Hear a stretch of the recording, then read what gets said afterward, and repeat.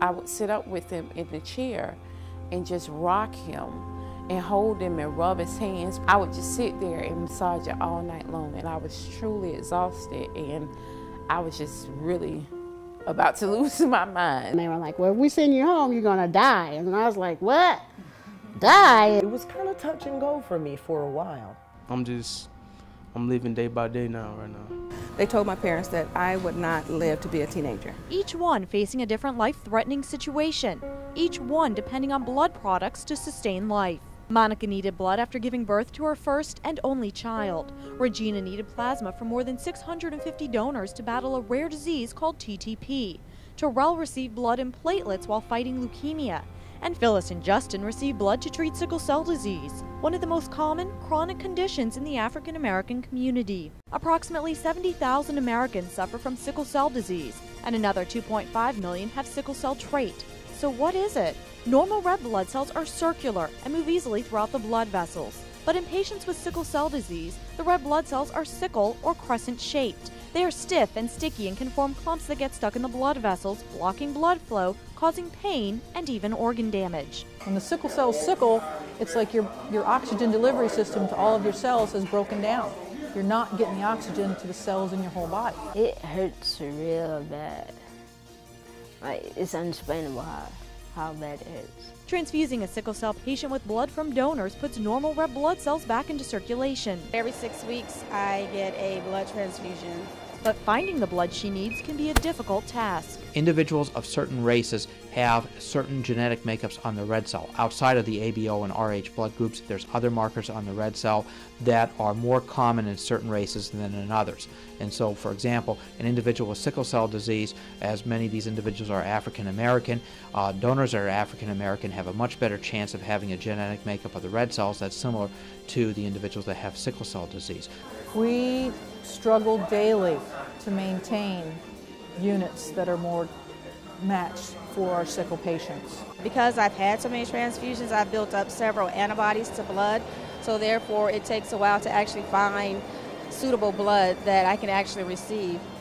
So it can be up to a two-day process just to get blood. What we try to do, which is a lot more difficult, a lot more expensive, is to do extended cross-matching for patients like sickle cell patients who will require chronic transfusion and that are ethnically different than the majority of blood donors. The majority of sicklers who require transfusion are African American or black, and the majority of donors are not.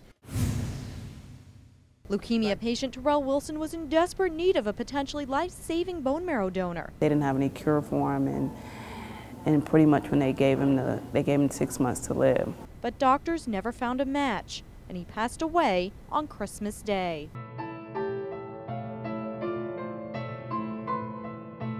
For minorities in particular, it's difficult to get a bone marrow or a blood stem cell donor, bone marrow donor, because of the ethnicity. You think you can find a match in someone that will want to help? When I do leave this earth, I still want people to donate.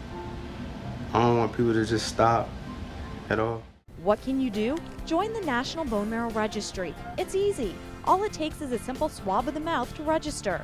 Donating blood is a little more involved, but it's a simple way to save lives. I have a couple of family members who have actually had to get blood donations due to sickle cell anemia. I've lost a couple of family members and friends, so it is an excellent idea. It's a great gift of life. I just said goodbye to a good friend of mine earlier today, and he was a blood donor and an organ donor, and it's a great way to honor his memory.